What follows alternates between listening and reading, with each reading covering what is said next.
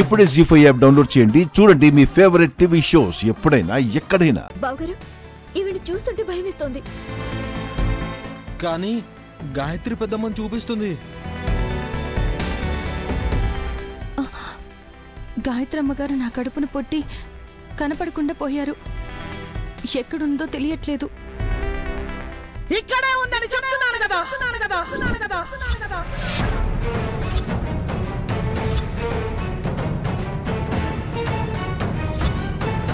చంటి పిల్లల ఇంట్లో గాయత్రి, గానవి, ఉలూచి, పుండరీనాథం ఈ నలుగురు తప్పితే వేరే ఎవరూ లేరు. రప్పిస్తాను కదా.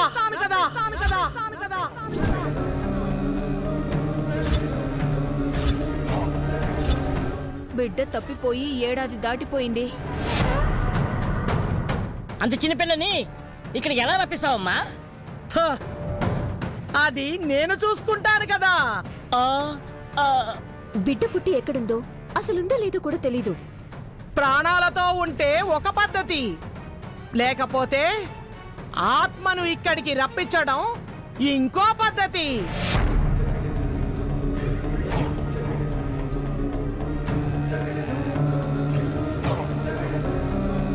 కానీ ఎక్కడ నుంచో వాసన రావడం లేదు. ఈ చుట్టుపక్కల నుంచే గాయత్రీదేవి పునర్జన్మ వాసన వస్తోంది.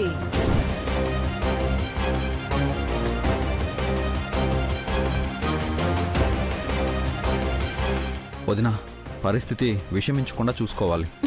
ఏం చేద్దాం విశాల్?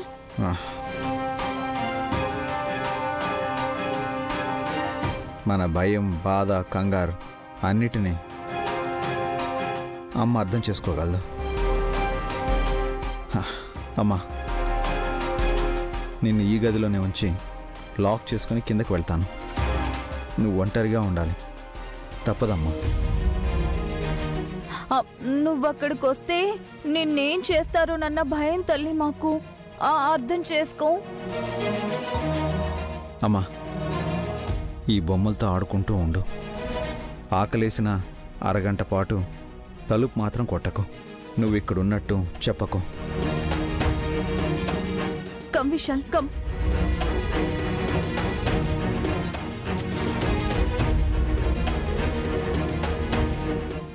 గంటలమ్మా, మా పెద్దమ్మ ఆత్మను గాని ఆచూకీ గాని ఎలా కనిపెడతావు?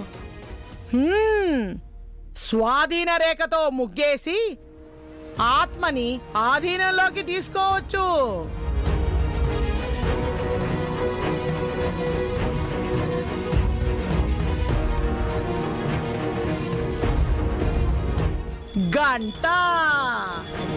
గంట శబ్దం నీ పునర్జన్మకు వినపడి ఉంటుంది.